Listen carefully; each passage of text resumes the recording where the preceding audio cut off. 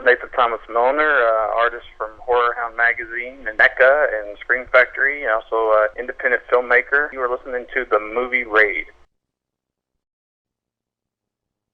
It's time for the movie raid, and tonight's victim is Nathan Thomas Milliner, film director, comic book writer, and as well as artist. Hello. Hello, how you doing? Have you done several projects, including The Confession of Fred Krueger, including Wish for the Dead, Girl Number 3, and Volumes of Blood. What's going on with these projects? Oh, well, some of them are old and dead and gone, and some of them are new. Girl Number 3 was the first film I ever did back in 2009, based on a comic book I'd written and drawn. I just wrote the screenplay on that one and did a few other things in it. Wish for the Dead was my directorial debut, which I made back in, I don't know, about 3-4 years ago. So Volumes of Blood is a new thing. It's just premiered back in March, and it's a horror anthology made by Verite Cinema, and I was one of the writer and directors on it. It's kind of a throwback anthology and a Tales from the Crypt, a creep show kind of thing. And Confession of Fred Krueger is just this thing that I've had, fan film that I had written a couple years ago that I kind of moved forward with after working on Volumes of Blood. I met a lot of great talented people on that movie. The perfect actor to take over Fred Krueger. I kind of was inspired by him, really, to go ahead and put this thing into action because it's been sitting around for about 2 or 3 years. Now, taken from comic book to film, do you think artists should have that kind of full control in terms of directorial vision? It just depends on if the artist the writer understands how film works, because every time I adapted 2 of my comics to film, and every time I had to change things because while the mediums are very alike, they are very different. There are things you can do in a comic you just can't do on film. Length is an issue. You only have a certain amount of time on a film as opposed to your comic. There's just some things that just don't work cinematically. Sin City was probably the most faithful adaptation of a comic book, but a lot of film people will tell you that movie doesn't really work as well as if they hadn't stuck so strictly to mimicking the book. Nobody knows the material better than the writer, but when you're a writer and you're in the movie industry, you've got to realize that your vision is going to be taken and changed. That's one of the reasons I've really never gone into screenwriting, even though I've written some screenwriting stuff or screen scripts. I never went into it professionally because I realized that whatever you write is going to end up being rewritten and taken apart, and sometimes 15% of what you wrote actually ends up on your screen. Yeah, you can always play with a comic book when it comes to the film adaptation. You can put things here and there, but a lot of times it doesn't look really good at all. It's mixed. It has nothing to do with it. And there are people that may have not even seen the comic book or even read about the story of it, and they're not going to get it unless you explain something about it. Yeah, you hear comic book fans will complain, oh, we don't need another origin story, or we don't need all that. The rule of thumb in comic books as well, and I don't know if fans don't know this, but if you'll notice, if you read a comic book series, every 4 to 5 or 6 issues, they will mention the origin story. They'll tell you what Batman's origin story was, or what Spider-Man, and that's because the rule of thumb is that every comic book is somebody's first comic book. They don't know it. You can't just assume that everybody has read issue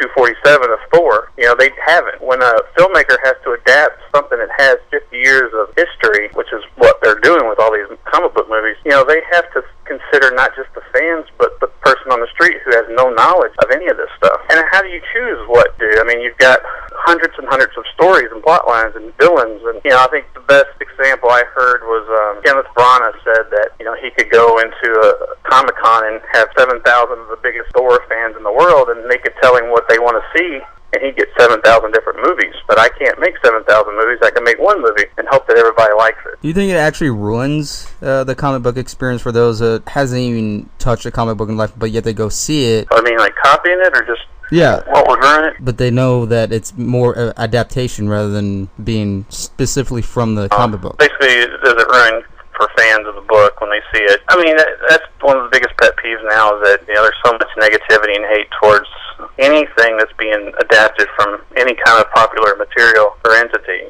I'm dealing with that with Freddy right now. Every Freddy fan has their own opinion on who Freddy is, or what his past was, or what the character is, or who should play him, blah, blah, blah. And if anybody does anything that isn't directed to their personal feeling or their idea, the visions in their head, like when the X-Men movie came in, I would hear people say, well, it wasn't like the X-Men cartoon in the 90s. I'm like, well, the series was around for 30 years before that cartoon, right? The people say, well, that's not my Batman. That's not my Batman. I'm like, there have been literally 100 different Batmans. Every writer who's taken them on since 1939 has done something different with him. He's constantly, he started out killing people and breaking guys' necks and stuff and throwing them off buildings. Then he got robbing and turned all kind of happy-go-lucky good guy. And then the 70s became more realistic, more of a detective. And all these things go through their incarnations, and depending on when you came to that character or that storyline, that's what you fall in love with, and that's how you see it forever. That's the image you fall in love with, is that first taste. When these kids or these people, they're looking at a movie that's being based on a comic book that they've read since they were a child, the images that they remember from their childhood is the images that they love most. And if anybody screws with that, yeah, it definitely bothers them. But they don't understand that even before they came to it, their character had been messed with and changed over and over and over. Yeah, and seeing it on film, it comes to the market value where it's such a popular character, they just make it a face on a soda can, and it becomes to the point, it's like, this is not even a character anymore. It's like something you look on a cereal box. Yeah, I mean, every new generation, stories from the beginning of time have been retold and retold and retold. You know, this new Star Wars series that will come out, you know, a lot of my people from my generation, I grew up on Star Wars, and the prequels rubbed a lot of fans the wrong way, but there's a whole generation of kids who grew up on those three that have no problem with them and adore them. So it's all about what you fall in love with. Same reason you get fans in the horror genre who see a remake of a horror movie they loved when they were 10. The new remake may be just as guilty of the bad things that the original movie had. Like, anyone who says that the Friday the 13th had great acting is lying to themselves. Yeah. So, you know, they go and they attack the new movie saying, oh, the acting was horrible. Like, did you see the original Friday the 13th movie? You know, you had this magical prestige or perfection in your head, and we're all guilty of it. We all fell in love with something at impressionable ages, and anything different is kind of hard to accept. Yeah, it's based on impression. It's always been based on that. As time keeps going, and as long as I keep taking these popular characters from way back when and then enhancing to the point, it's like, is there going to be any more story to this character anymore? Or are they just going to keep enhancing even further and further and keep on remaking and keep on more prequels? Like, how many times we're going to tell the exact same story 1,000 times? Yeah, and it really is. Film for the last at least 60 years has been centered around youth. In the 50s and 60s, the drive-in culture and the teen culture, everything in the media is geared towards teenagers and young people. So it only makes sense that you're going to have to reinvent or retell these things. That's how it's always been. People don't realize, they don't think about that. That's, you know, Dracula was recycled in the 50s. All of the Universal monsters were recycled then. Batman, you know, was told, you know, they made a serial in the 30s or 40s, and then Tim Burton brings his movie out, or, you know, the 60s TV show, and, you know, Tim Burton movies, and, you know, things just are retold and redone for each generation because there's always a new audience being born, and who are the ones who buy stuff. They're not marketing Batman movies to 40 or 50-year-old guys. To market them towards kids that they can sell toys to. You know, I hear people say, oh, they should make a Power Rangers movie that's all brutal and violent. Like, who's going to go see that? You know, they can't do that. It doesn't make any sense. Step back and realize that what you are complaining about are kid movies. Star Wars, Ninja Turtles, they were made for kids. They're still kids, you know, material. Yeah, if it was originally made for that, chances are there's not going to be a whole lot of change when you're taking something that was nice and light and friendly, and then you end up taking it a more of a darker path. It could totally just change the entire realm of that saga of what they created and just completely make it into something that it's not and never was. I mean, Turtles is an interesting thing because the comic book was extremely brutal and violent and adult, and then they turned it into a popcorn thing for kids, cartoons, and that became what most people knew of it because they didn't read those underground comic books that were made in the early 80s. So they didn't know about the violent, bloody, blood-soaked Ninja Turtle comic books that started it all. They saw the cartoon, you know, morning cereal stuff, and that's what they know of Turtles. Since you've directed independently, do you think it's a better way to invest into your future projects? Well, in terms of money, do you think it's best to be on your own? I don't know. I mean, I haven't been on the other spectrum of that. I mean, independent film, anything independent, there's no money to be made. Comic books, I did those for years independently. You're basically just throwing money away. I mean, this fan film that I'm making with Freddie, I mean, I paid for it out of pocket, and I can't sell it because I don't own anything of it. So it's free. I got to put it out there for free, and that's why I made it. I'm not making it for profit, and I'm fine with that because I just want to make it out of love for the material. I've been in love with this series for 25 years or more, and with independent comics, there's nobody buys anything anything new. You go to a comic book convention, and someone's like, well, do I pay this guy over here $5 for his comic book that I've never heard of and is probably garbage, or do I go buy that new Spider-Man action figure I really want that's exclusive? And so usually they're going to buy the Spider-Man action figure instead of giving you $5 for your comic book that nobody knows about. And in the industry, as far as film and comics and so forth, well, it's basically that anybody and everybody can make something now, and that's a great thing and it's a bad thing, because you get lost in the sea, and people just automatically assume that what you're doing is going to be crap because it's not official, it's not a studio, it's not Marvel or DC, so they just think, well, if it was worth my time, then, you know, it would be in movie theaters, or if it was worth my time, it would be at my local comic book shop. Yeah, in some cases, having less money to make a decent film can benefit greatly, or it's also a gamble too. But in some cases, making an independent film with less money or a less bigger budget can actually benefit rather than just be suffering about it. Yeah, I mean, with having less money, the old saying is it helps you become more creative.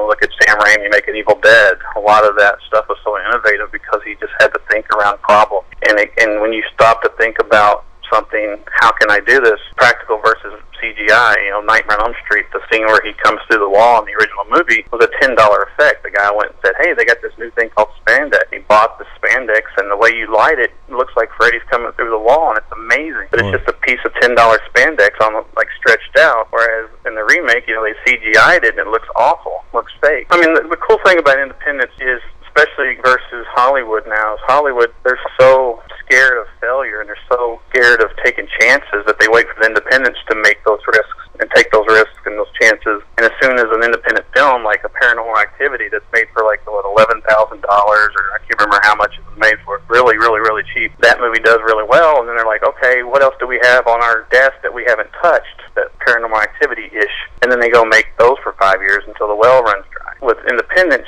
you're not tied down to what is selling or what money people tell you is going to sell. You don't have to worry about them telling you what to do and what to change, because that's not going to sell. I work in the art industry doing cover art, and I know for a fact that the horror fans and the fans out there love the new illustrated covers, because that's what they grew up on. That's what always sold movies. But the distributors and movie studios believe that illustrated movie art and movie posters are old-fashioned and do not sell. So that's why we get so many uninspired and really boring and crappy photoshopped photographs on movie posters now. I mean, most of the movie posters that come out today I wouldn't have on my wall. Yeah, the artwork is awesome when it comes to, you see it on your DVD cover, you see it on your even VHS box. Seeing these older posters with beautiful artwork, you're representing not just the film, but you're representing the artist who did that, who in part does tell the story before you even watch the film itself. You can tell what the story is about just by looking at this artwork. Oh yeah, you look at something like your Struzan stuff in the 80s, the Big Trouble in Little China poster, and it's giving you a story. It's giving you so much richness. It draws interest. That's the point of it. It draws interest. It shows you that you're going to see something really cool. And today, if Big Trouble in Little China came out, you would basically see Kurt Russell standing there, photoshopped against the big explosion behind him, and the title written there, and Kurt Russell's name written on top, and that would be it. You're like, oh, because I always use the example of the Tom Cruise movie Jack Reacher that came out. It's just Tom Cruise standing there with a gun and a jacket, looking at you with a black background or something in the background, and it just says Tom Cruise, Jack Reacher. I'm like, what the hell is this movie about? I have no idea. I just know it's Tom Cruise and it's called Jack Reacher. And he's got a gun in his hand. Like, where's the story? How are you getting? I mean, basically, you're just telling me, hey, Tom Cruise is in this. Come see it. And that's how they market stuff now. Well, do you think it's almost a little bit of a dying form now? Because now that you do see these types of posters, I'm hoping that there's a switch. I'm hoping that people are paying attention to what the fans are buying and what they're excited about. They've just released a poster for Krampus, the new movie that's the guy that followed up his Trick or Treat movie about Christmas anthology movie, and it's just beautifully illustrated old school movie poster. And the first thing I said was, man, that's gorgeous. That won't end up in movie theaters or on my DVD copy of it. Comic-Con, they'll do it because the fan base there is into art and is into that stuff, geek culture. But the masses, I don't know if it's just they don't want to pay an artist to do it, or I really don't know. Half of these things get thrown together by some graphic artist that's on their payroll already. That's why you end up getting like a Nightmare on Elm Street Blu-ray set with of the original films with Jackie Earle Haley on the cover. They're like, what happened there? How was the remake representing the original series on Blu-ray? It's like they're either doing that subliminally to sell you their new remake that they've invested money in, or just laziness and no information about what they're selling. Somebody just Googled Night Ran Elm Street and pulled a picture offline and used it on the cover. Little details mean a big, big difference. Oh, to fans especially. The fans know everything. Horror fans know who the extras are in movies. They know who the makeup artist was. They know who the composer and they know every detail. They know the dialogue. Geeks, comic books, sci-fi, all that. They know these movies frontwards and backwards, and you can't get one over on them. The details are. I've had fans write me complaining. Jason Voorhees is right-handed. Why do you have a knife in his left hand? I've had that, and it's like, that's how detailed they are. Jason Voorhees is not a left-hander. He's a right-hander. Get it right. That is true.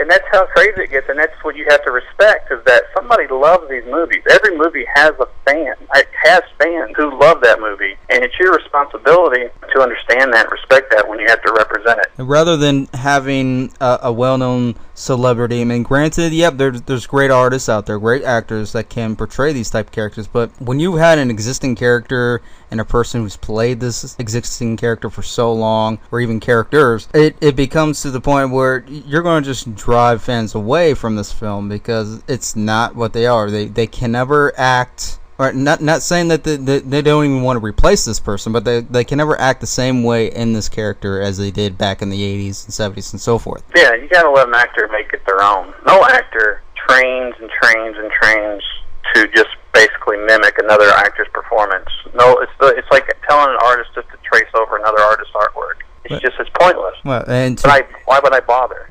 I need to put my stamp on this, otherwise there's no point in me doing it. Basically about experience for this actor, because of this actor, he or she wants to take on this challenge because it is a big challenge. Every role is a big challenge, regardless of how big or how small it is. You have to play it right. You have to get it out there. You have to show these people that this is the character that you are playing, even if you are just standing by a street light reading the newspaper. You gotta act like you're doing that. Yeah. But where do you think the motivation? What type of motivation do you think is best to keep going as far as filmmaking or even artistry? I always say that artists are like sharks. If we stop moving, we're gonna die. And that's really how it is. Like, I just keep moving forward. Despite critics or fans or whatever, people love me or hate me, you just got to keep moving forward and keep creating, because that's just what you are. It's part of who we are, and we're not going to be deterred from it by anything. I'll be drawn to the day I die. And motivation also for artists are just to get better at what you do. Every day you need to be learning and pushing yourself, and that's really what most artists care about, is just getting better and better and improving, not for everybody else, but for themselves, because we're our own worst critics, and we don't ever think that we're where we want to be. And if you start believing that you're at your end of your line, then you need to quit. But you have to keep pushing. Now, Bradley Cooper said something really cool on the Inside the Actor Studio about fame and all that. And he said, with the Hangover movies and all that, he became more famous, but that just became more of a problem or burden than really making him feel like he had accomplished anything. He said he's no different than when he was just a student at the Actor Studio trying to get better. And that's all he's doing now, is just trying to get better. That's all he cares about. To me, that's totally how I look at art, is that I just want to keep getting better. And once I get into people recognizing my work, it just makes me want to even push it further, because I have something to live up to. Now, I have to be better. And then I have my colleagues, the people who are also in this industry that are doing really well. I have to stay up with them. I have to keep up with those guys. And we all motivate each other to push each other to do better and get better. We have to keep creating, because it's just part of who we are. If we're not creating, we don't sleep, we don't think of anything. It's 24/7. Your brain is always in a creative mode, and you just have to make films. You have to write, you have to draw, you have to sculpt, whatever your craft is. You need to do it always, because you're never going to go anywhere if you don't. But as a personal thing, you just want to improve and see how far you can push it. Let's go into Fred Krueger. Since making this, it did spark some interest to a lot of people, and from seeing the trailer available, it seems like you focus more on the human side, but yet darker side of Freddy Krueger himself, because it shows that he comes to this town and he says himself saying that he is nothing, but he can be something, and he'll be your serial killer. Yeah, he says, from day one I was destined to be no one, and the cop tells him, well, we are who we make of ourselves, and he says, I made myself the Springwood Slasher. My idea with Freddy, and again, it goes back to what I was saying about when you specifically come to a series, that's your idea. And when I came to the series, it was 1988, and the first 4 films had come out. And I really loved the darker, scarier Freddy. He kind of took a turn in 3 and 4 to more humorous, but he was still kind of dark and sinister. It wasn't until after 88 that he just became a cartoon character. And so I fell in love with that dark, scary character. Who this guy was intrigued me, and there was a book called The Nightmare on Elm Street Companion that I got that had an origin story in there written by Jeffrey Cooper, and it talked about how he was a drifter and nobody, and he came to town and kind of found motivation. And also I pulled it from Robert Englund. Robert Englund had said that when he was on set, or when he was in the makeup chair one day on the first movie, he was sitting there getting all that makeup put on him, all that DY jelly basting on him to make him look nasty and oozy. Just miserable, covered in this crap. Here he is, he's like pushing 40, he's a character actor. He's not going to be a leading man actor. His time is going by him, and he's sitting in this makeup chair getting all this crap put on him, and he looks over and he sees 20-year-old Johnny Depp and 20-year-old Heather Langenkamp, and they're just these beautiful, young, gorgeous young actors who have their whole careers and lives ahead of them, and they're starring in this movie. And he's playing this nasty, dirty, covered in makeup bad guy. And he said he kind of resented them. He kind of felt jealousy and envy towards them and hatred because he was never going to be them. And he said he used that to motivate him to play Freddy. And I latched onto that, and I was like, that's who Freddy is. He's someone who resents the pretty people and the beautiful people that he was never allowed to be in life. Freddy was an orphan. He was beaten. He was bullied. He was treated like garbage his whole life. He was poor. He had no money. He lived on the streets. He was homeless. He comes to Springwood, and it's this picture-perfect white picket fence suburbia with all these beautiful, happy people and beautiful, happy children who have a whole future ahead of them that he's never had a chance to have. And that's what motivates Freddy to do what he does is, okay, I can't be like them, so I'm going to hurt them, and I'm going to take from them everything. I'm going to ruin their lives. Yeah, when it comes to what fan-made films like this, usually, like again, what we mentioned, rearranging things. So it's like, well, I think he should be doing this, and sometimes it works, and sometimes it just really don't work out when you're doing this. And of course, the story itself, it still has to be in place. But I mean, you could enhance it, you could change some things around. But as long as it's to where everyone still recognizes what everyone has always recognized who Freddy Krueger is. It's really hard to tap into who Freddy Krueger is because Robert changed the character and the filmmakers changed the character and story every film. Like, I always say, like, the people who don't think that I'm really staying on board, I mean, this movie is strictly based on the first movie. There's a little bit of things from the series that pop in there, like Springwood. Springwood didn't come along until part 2. There's a lot of other things that didn't come in until later. If you put my movie next to the original film, it's going to look much more like the original film than if you put the original film next to Freddy's Dead or Freddy vs. Jason or one of those films, because that's how far he evolved into something that he really wasn't from the beginning. So it's kind of hard. How do you take all of those different varieties? Kind of like I said about Batman. Who is Batman? Is he the psychopathic, crippling, killing guy that he was in the beginning who carried a gun? Or was he the campy 60s Adam West Batman? Or was he the O'Neill Adams Batman of the 70s? Or was he the Burton campy dark? Or the Frank Miller? Or the Christopher Nolan? Who is Batman? There is no definitive Batman because he's been different things over the last 75 years. Same with Freddy. Freddy constantly changed. He was not who he was in the original film. And I just decided, all right, I'm picking the one I want to do. And if I'm making a prequel, then I'm going to follow the first movie because that's the one that I gravitate towards more. That's the guy. I can't tell a real-life story of the cartoon in Freddy vs. Jason. That's not that one, but Freddy's Dead. It's a different Freddy altogether. It's a different character, a different person. He's a caricature. He's not really alive. I'm wanting to make kind of a 7 Silence of the Lambs type film here, where I have a real-life human being who's a serial killer, who murders children. I can't make him a comic book or a cartoon. He has to be scary. He has to be real. Now, seeing after all the old school films, including the remake, would you consider this film that you've made a little bit more realistic or a better insight of what Freddy really is, and not just fan suggestion? It just depends on the individual, what they like.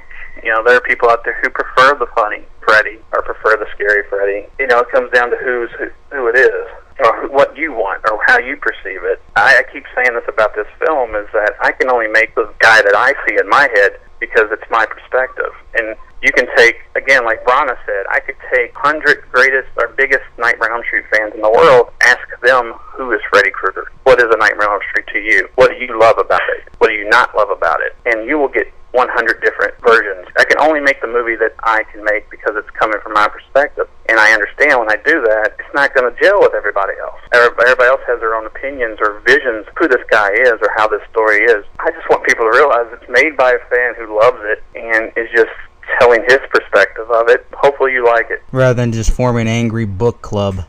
Yeah, I mean, it's just, you know, when you see fans get so up in arms. I used to be that guy. When I first heard about the Nightmare on Elm Street remake, you know, my first instinct was, okay, you can put anybody in a hockey mask or a Shatner, Michael Myers mask, but you can't replace Freddy Krueger. Robert played him 8 times and on television for 20 years. You just can't replace that man. But, you know, I'm making a fan film. I can't hire Robert Englund.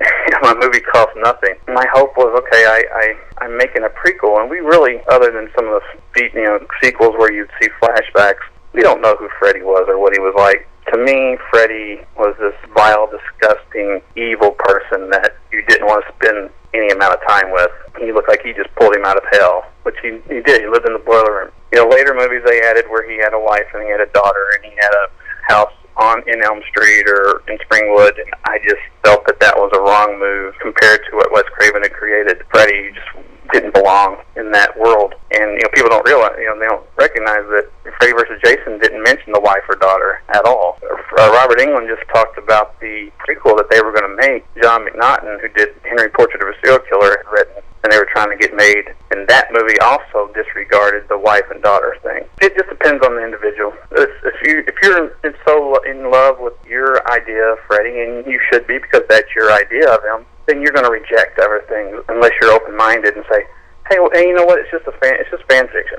Take it for what it is. You know, don't take it so seriously. Now, is there any other projects that you have released right now, or anything that's actually going to be on DVD? Volumes of Blood is going to be hitting DVD. So I directed one of the segments and wrote one called Encyclopedia Satanica, one of the 5 stories in it. And a lot of the team that made this Fred film, Kevin Roach, who plays Freddy in my new movie, he played the antagonist in that movie. It was on that movie that I saw the potential for him to play Freddy. I don't know any dates. It's, you know, although you never know when these things are actually going to get released once distributors take it over. But that one is playing in festivals, and you can see trailers of that online. As far as other projects film-wise, we are talking about Volumes of Blood 2, maybe next year. I have a feature film that I'm prepping, another kind of psychological horror film. I've been calling it kind of No Country for Old Men meets The Wicker Man. You know,